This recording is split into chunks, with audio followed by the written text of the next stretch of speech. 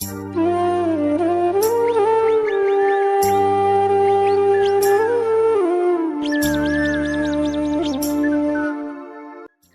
সকাল বন্ধুরা। তো তোমরা সবাই কেমন আছো? আশা করছি সবাই অনেক ভালো আছো, সুস্থ আছো, আর আমরাও বেশ ভালো আছি। আমার নতুন একটা ভিডিওতে তোমাদের সকলকে জানাই অনেক স্বাগত। আর এখন ঘড়িতে বাজে সকাল 7টা, আর আজকে তোমাদের সকলকে সাথে নিয়ে আজকের ব্লগটা শুরু করলাম। তবে জানি না আমার এই ভিডিওগুলো তোমাদের সবার কেমন লাগবে, তবে আমি আপ্রাণ পুরোপুরি চেষ্টা করব যাতে তোমাদের পুরোপুরি ভিডিওটা ভালো লেগে থাকে।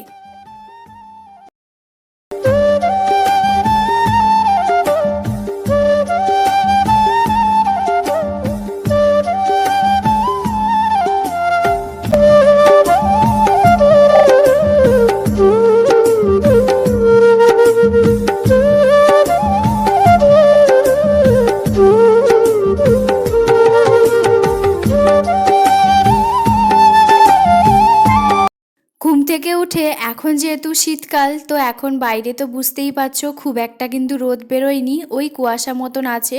তবুও কিন্তু আমি ব্ল্যাঙ্কেটটা রোদে দিয়ে দিলাম, আর হালকা একটা কম্বল ছিল তো সেটাও কিন্তু রোদে দিয়ে দিয়েছি। সেটা কিন্তু বিছানার উপরে সবসময় পাতানো থাকে, তার একটাই কারণ যেহেতু এখন শীতকাল, খুবই ঠান্ডা, বেশ গরম হয়।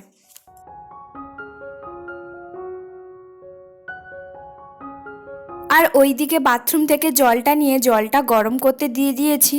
আর প্রতিদিন আমি রাতে সব সময়ের জন্য বাসনপত্র সব কিছু ধুয়ে মুছে পরিষ্কার করে রাখি। তবুও কি হয়, সকালবেলা একটা ভেজা সুতির কাপড় দিয়ে আরও একবার গ্যাস বলো, টাইলসের পুরো চারদিকে সুন্দর করে আরও একবার পরিষ্কার করে নিই।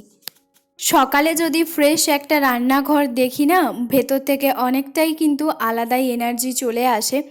কারণ আমাদের প্রত্যেক দিন গৃহবধূদের একটাই কাজ, সকাল থেকে কিন্তু এই রান্নাঘর থেকেই দিনটা শুরু হয়। এখন আমার হাজব্যান্ড একটুখানি বাজারে গেছে, তো তার ফাঁকে আমি ঘরটা ভালো করে ঝাড় দিয়ে দেব। আর তারপরে ও এসে খাওয়া দাওয়া করে আবার কিন্তু ওর কাজে অফিস চলে যাবে। তো তারপরেই কিন্তু আমি ঘর মোছা যা কিছু আর টুকটাক কাজ আছে সেগুলো কিন্তু সব কিছু করে নেব। আমি সব সময়ের জন্য চেষ্টা করি ও যখনই হচ্ছে সকালে অফিস যায় সকাল 8টার সময়, তার আগেই যেন ঘরটা বিশেষ করে ঝাড়টা দিয়ে দিই। ঘর মোছাটা কিন্তু তারপরেই আমি করি। তাতে কি হয়, আমার কাজের অনেকটা সুবিধে হয়। আর এবার পুরো ঘর ভালো করে ঝাড় দিয়ে এখন হচ্ছে সিঁড়িটা শুধুমাত্র ঝাড় দেব। সিঁড়িটাও কিন্তু আমি প্রতিদিন কিন্তু ঝাড় দিয়ে দিই। আর সিঁড়িটা প্রতিদিন কিন্তু মুছি না, ওই একদিন ছাড়া একদিন মুছি, তবে ঘরটা কিন্তু প্রতিদিনই মুছি। এবারে চলে এসেছি সোজা কিন্তু ঘর ভালো করে মুছে, এখন কিন্তু ঘর বলো রান্নাঘর সব কিছু মুছে এখন পুরো ভালো করে সামনে যে জায়গাটা সেটাই মুছে নেব। আর আজকে যেহেতু আমার হাজব্যান্ডের হচ্ছে ফার্স্ট নাইট আছে, তো বিকেল 4টে থেকে 12টা পর্যন্ত ওর ডিউটিটা চলবে, তাই ও কিন্তু সকালের দিকটা দুপুর পর্যন্ত ও কিন্তু বাড়িতেই আছে। আর ও কিন্তু তার ফাঁকে বাড়িও চলে এসেছে। আর তার ফাঁকে আমি কিন্তু জামা কাপড় যা কিছু ছিল, বেডশিট বলো, তারপরে হচ্ছে তোমার বালিশের কভার, টুকটাক প্রতিদিনের জামা কাপড় আমি কেচে দিই। এতে আমার অনেকটাই সুবিধা হয়। একবার জামা কাপড় কাচা আমার অনেকটাই পরিমাণে বিরক্ত লাগে, তো অনেকটা ঝামেলারও মনে হয়। তো যাই হোক, সব জামা কাপড় কেচে কুচে এখানে কিন্তু চলে এসেছি নিজের একটুখানি স্কিন কেয়ার করতে। আর আমি সব সময়ের জন্য ডিআইওয়াই সকালের হচ্ছে তোমার ফেস ওয়াশটাই ব্যবহার করি। আজকে একটুখানি চালের গুঁড়ি আর হচ্ছে তোমার কফি আর টক দই একসঙ্গে 3টে উপকরণ মিশিয়ে ভালো করে স্কিনটাকে একটুখানি স্ক্রাবিং করে নেব। প্রতিদিন যেহেতু আমি করি না স্ক্রাবটা, কারণ প্রতিদিন স্ক্রাব করা একদমই ভালো নয়। আর আজকে একটুখানি শ্যাম্পুও করেছি, তো সেই জন্য চুলটা একটুখানি ভেজাও আছে। আর ওইদিকে আমি ঠাকুর পুজোও করে নিয়েছি। আর এখানে যখন আমি ভিডিওটা করেছিলাম তখন কিন্তু পাশে হচ্ছে গান বাজছিল, কারণ যেহেতু আমার হাজব্যান্ড বাড়িতেই আছে, তো কিন্তু হচ্ছে তোমার গণেশের যে গানটা হয় তো সেইটাই হচ্ছে প্রতিদিন শুনছিল। তো সেই জন্যই হচ্ছে আমি তোমাদের সঙ্গে সেরকম কোনো কিছু, তো সেই জন্য আজকে হচ্ছে সেই ভয়েসটা দিতে পারলাম না তোমাদের সঙ্গে। তারপরে ও কিন্তু সকালে হচ্ছে তোমার ব্রেকফাস্টে মুড়ি আর কালকের তরকারি ছিল, তো সেটাই খেয়ে নিয়েছে। ও কিন্তু মুড়ি তরকারি খেতে ভীষণ ভালোবাসে, তো তাই জন্য হচ্ছে হাফ বয়েল হচ্ছে তোমার 2টো ডিম সেদ্ধ করেছি দুজনের জন্য, ও একটা খাবে আমি, আর হচ্ছে তারপরে আমি নিজের জন্য আজকে আর সেরকম কোনো কিছুই করিনি, তাই একটু ম্যাগি বানিয়ে নিয়েছি। তো সেটাই হচ্ছে ব্রেকফাস্ট করে এখন সোজা চলে এসেছি, সকালে যে বাজারগুলো নিয়ে এসেছিল সেইগুলো এখন একটুখানি ব্যাগ থেকে বের করে দেখছিলাম যে আজকে কি কি রান্না করব। আর আজকে হচ্ছে তোমার, যেহেতু আজকে ওয়েদারটা খুবই খারাপ আর সেরকম মাছও এখানে পাইনি, তো সেই জন্য ও বাঁধাকপি, ফুলকপি, টমেটো এইসবই নিয়ে এসেছিলো। আর তার ফাঁকে হচ্ছে আমি বাঁধাকপিটা ভালো করে কেটে আজকে একটুখানি অন্যরকমভাবে বাঁধাকপি চচ্চড়িটা করব, মানে সব কিছু হচ্ছে প্রেসারে দিয়ে ভালো করে সিটি দিয়ে দেব। আর এর ফাঁকে হচ্ছে তোমার তেলটাও যেহেতু ছিল না রান্না করতে করতে, ওই ছোট কন্টেনারটা আমার অনেকটা সুবিধে হয়, তাই তেলটা হচ্ছে তোমার ঢেলে নিলাম।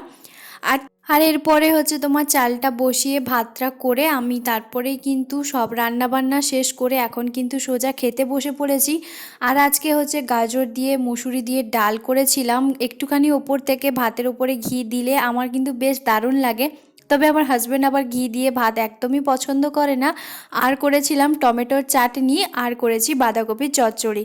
তো আজকে খুবই সিম্পল একটা মেনু, তবে ডাল ভাত আর শেষ পাতে হচ্ছে তোমার চাটনি, এটাই যেন একটা বিশাল ব্যাপার।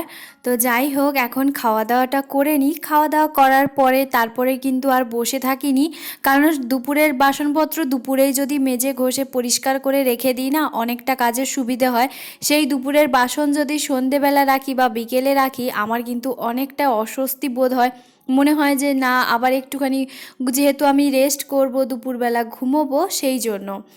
তো তারপরে অনেকটা সময় হচ্ছে তোমার ঘুমিয়েছিলাম, ঘুম থেকে উঠে বিকেলে যে যে কাজগুলো ছিল সেগুলো করেছি। আর আমার বিকেলবেলা কি কি রুটিন থাকে, সন্ধেবেলা কি কি রুটিন থাকে, সেগুলো না হলে অন্য প্রতিটা ব্লগেই তোমাদের সঙ্গে শেয়ার করব, কারণ এই তো সবে পথ চলা শুরু আমার ইউটিউবে, তাই না?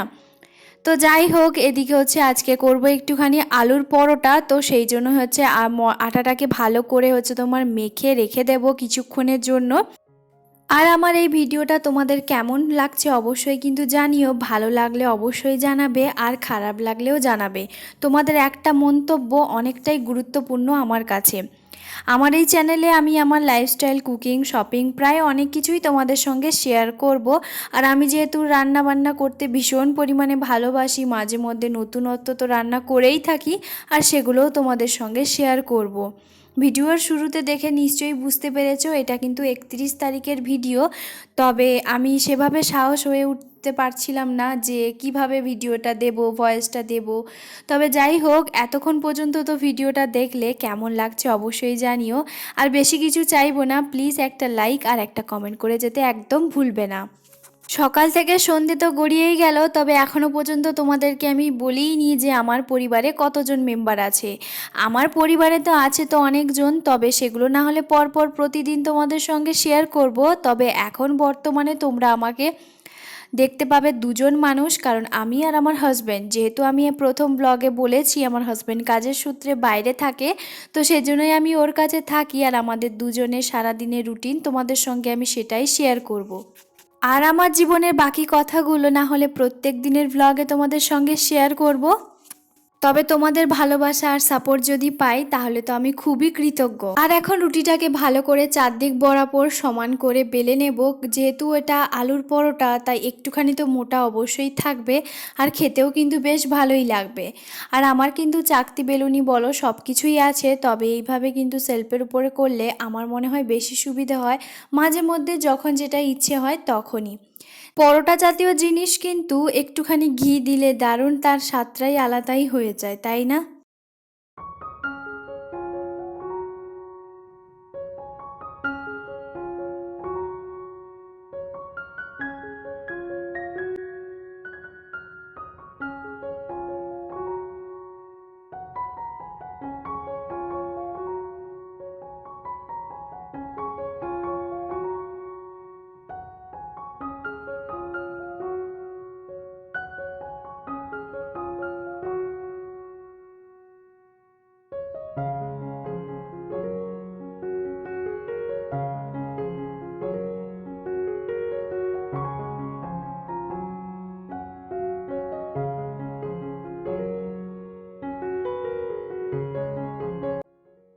সবগুলো পরোটা ভালোভাবে ভাজা হয়ে গেছে আর এখানে দেখে নিশ্চয়ই বুঝতে পারছো খুবই নরম হয়েছে। তো যাই হোক, এখন হচ্ছে ঘড়িতে বাজে রাত 9:30, তো এখনই হচ্ছে আমাদের রাতের ডিনারের সময়। আর ওদিকে অনেকটা আলুর পুরটা বেশি হয়ে গেছে, আর আজকে দুপুরের যে চাটনিটা ছিল টমেটোর চাটনি, তো সেটা দিয়েই আজকে রুটিটা খেয়ে নেব। তবে আমার হাজব্যান্ড একটুখানি বলছিল যে চাটনি দিয়ে কিভাবে খাবো, তারপরে ও যখন খেয়ে বলছে যে না বেশ তো ভালোই লাগে, তাহলে চলো আজকের ভিডিওটা তাহলে এখানেই শেষ করছি। কেমন লাগলো প্লিজ একটা কমেন্ট করে জানাতে ভুলবে না।